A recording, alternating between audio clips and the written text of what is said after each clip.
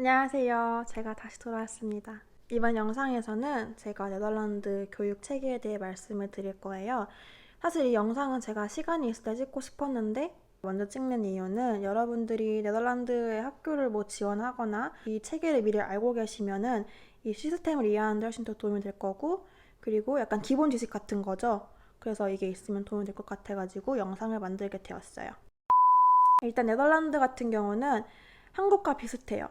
이 아이들이 유치원을 가죠. 유치원을 간 다음에, 그러니까 유치원 어린이집을 간 다음에 엘레멘틀 스쿨을 가요. 초등학교 같은 개념이죠. 그래서 얘네가 8년을 해요. 대부분 8년을 하고 그 다음에 세컨더리 스쿨로 가요. 세컨더리 스쿨. 그러니까 약간 한국의 중고등학교 같은 개념으로 보시면 돼요. 세컨더리 스쿨을 가는데 세컨더리 스쿨은 총 3개의 학교로 나뉘어요. 그러니까 3개의 학교로 나뉜다기보다는 3개의 다른 시스템으로 나뉘는데요. 이 3개를 한번 알아보도록 할게요. 여기서부터 조금 복잡해질 수 있는데 알고 보면은 약간 쉬운 거이기도 해요. 그래서 한번 제가 알려드릴게요. 첫 번째는 바로 페인베오라고 해요. 페인베오. VMBO라고 하는데, 두 번째 이 아이는 하보라고 해요. HAVO. 그 다음 마지막 이 아이는 페베오라고 하는데 VWO라고 해요. 제 친구 중에 아직도 페베오를 하는 친구가 있어요. 그래서 페베오를 하면은 바로 다이렉트로 리서치 유니버시티로 갈 수 있어요. 그래서 페베오가 제일 높은 개념이에요. 이 3개 중에 제일 높은 게 페베오, 그 다음 하보, 그 다음 페인베오라고 생각을 하시면 되는데, 페인베오 같은 경우는 약간 한국으로 치면은 전문대학교 혹은 기술대학교 같은 거예요. 전문 직업학교? 약간 그런 느낌인데, 페인베오 같은 경우는 거의 4년이에요. 4년으로 보시면 되고, 배우는 것들은 일단 되게 심화적인 건 아니고 약간 실용적인 정보, 실용적인 기술, 그런 거를 배우는 학교예요. 페인베오를 졸업을 하시면 MBO라고 하는 그 학교에 가실 수가 있는데, MBO에서는 페인베오에서 배웠던 것처럼 또 실용적인 기술, 실용적인 정보들을 배워요. 제가 MBO를 졸업한 친구들을 만나본 적이 있는데, 그 친구는 일단 선박, 항해하는 데 관심이 많았어요. 그래서 그 친구는 그 선박과 항해에 관한 전문 기술이나 지식 같은 거를 MBO에서 배웠다고 하더라고요. 그래서 MBO는 FMBO보다는 좀 더 심화적인 약간 기술, 실용적인 정보들을 배운다라고 생각을 하시면 돼요. 그리고 제일 낫다고 보시면 되고요.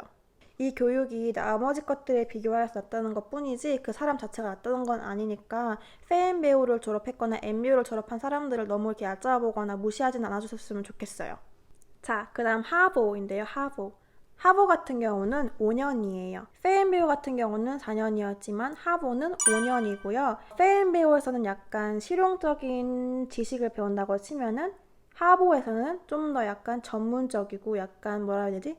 지식을 요구하는 이론적인 그런 정보들을 배워요. 일단 하보에서 배우는 과목 같은 경우를 예를 들어보면은 하보에서는 페비오보다는 좀 더 적은 과목을 배워요.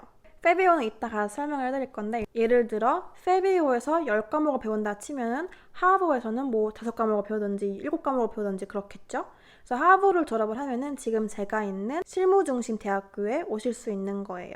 그렇기 때문에 학생들이 좀 더 어린 느낌도 없지 않아 있고요. 그래서 하버를 졸업하면은 하비오를 갈 수 있다. 하비오는 하버 끝나고 오는 학교로서 4년제이고요. 그리고 얘는 실무적인 것과 연구적인 걸 동시에 배워요. 직접 해보는 그런 경험도 쌓을 수 있고, 예를 들어 인턴십이라든지 교환학생 제도를 통해서 실제로 경험을 해서 쌓을 수 있는 지식들도 있고, 그리고 그런 이론에 기반을 두고 배우는 지식들도 배울 수 있어요. 하비오의 장점은 실용적인 것과 그리고 이론적인 걸 2개 다 동시에 배울 수 있다는 거예요.